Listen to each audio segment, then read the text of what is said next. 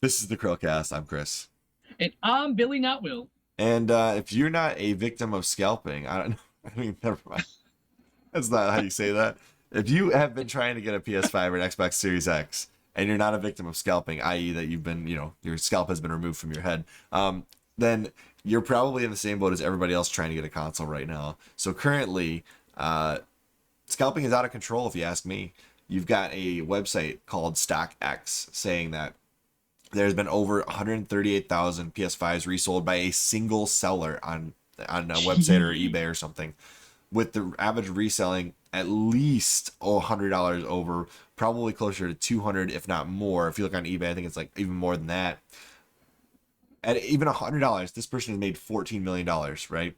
If you sell $200 above, that person has made $30 million in profit. That's insanity. So not only are they making that money hand over fist, but this actually accounts for over 1.5% of all PS5 owners. One person, one seller, because we don't know if it's a person, a company, or whatever, accounts for more than 1.5% of the entire population of PlayStation 5 consoles sold. And they're a scumbag scalper. Yeah. So, what are our thoughts on scalping in the current year? See, listen, like I'm gonna not name a place, but I at my time at a big box retailer of games, um, or I'm sorry, a smaller box, whatever, the soapbox of games that trades your stuff in.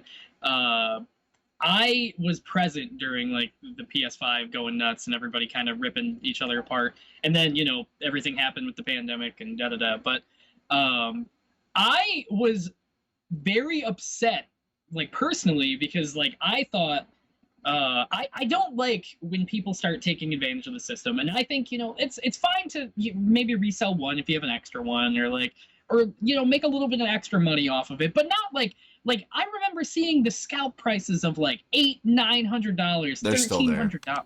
And that's what like I for the place I worked at, I had people that were coming in trying to buy five and just sell the receipts for $900, and that's not even paying off the console, man. That's like $50 down, and to me, like, you can make a little bit of profit, but like this is insane. It's sickening. And PlayStation, like I would love more people to have a PS5, and I would love more people to experience like I really like some of the small tidbits about the system, and I think it kind of is disheartening to see so many fans of Sony have to like, and it's with Xbox too, it's with Microsoft too, but I just don't think that people like kind of feel for the fans and feel for the people that are really excited, or they do this and they know there are fans out there that will buy them, but it's just, I don't know, I think it's a disgusting habit. I heard a really interesting method they could have used to prevent a lot of this was the initial rollout of PS5 sales could have been done directly on the PS4 console, and they could have done it in the order of the number of hours played. So, like, let's say somebody had like 1 million hours, and that person's the top of the list. That person should have got the first invitation to buy a PS5, and then down the list, send out invitations before the launch. I think that would have been interesting because like I am a huge Sony fan, but that's where the problem would be for me is like I know I don't have like nearly as many hours as like most people, but I also was one of the like I got my PS5 on launch, I'm not and saying do that for all the consoles. I'm just saying, like, you know who your fans are. You could offer them the chance to buy it first.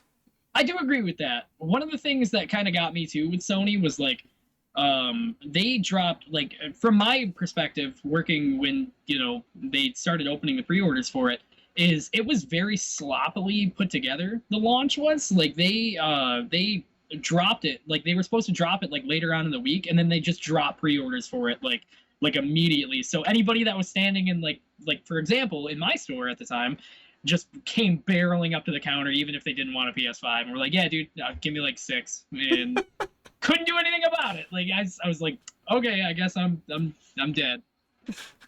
Oh, The other thing that and Review Tech USA, Mr. Rich from Review Tech USA says all the time, I do think the bundles that GameStop sells does prevent scalping quite a bit, because and I'm not saying that's where you worked. I'm just saying that GameStop itself does a good job with it, because you're not getting the QVC Chinese controllers that barely work in your bundle. You're getting two legitimate Sony PlayStation controllers. You might get a headset, it's additional game. Maybe it has a VR combo, so it's like $1,000, but it's worth $1,000. You're not getting the crap, third party clone controller from an unknown location. You're getting an official Sony brand controller, and it's at the retail price, not at marked up values on eBay. So the scalpers won't make nearly as much money if they have to buy additional controllers in a bundle. So it does limit the amount of scalpers that go in and buy these bundles on the GameStop website. So they've done a good job, I think, mitigating scalpers and making their own money at the same time.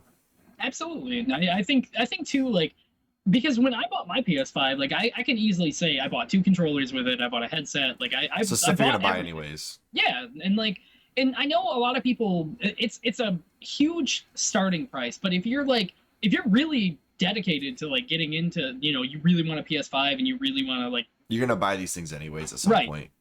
And and PS or GameStop themselves, they offer other options. Like it's not forced, but it does help out like a lot in terms of scalping. Like I agree completely. Yeah, because if your margin of profit goes down from these bundles, you're less likely to hit the buy button and buy 6 of them. So it does give the opportunity to Sony fans that are going to buy these things anyways. And you know what? If you really don't want that second controller, you can resell it yourself, and you have a good reason to sell it because you didn't want it in the first place, but you got your bundle that you finally wanted. That PS5. Yeah. So I don't know. I'd say that it's a justified reselling if you just didn't want it, but you needed a PS5. Yeah, I agree.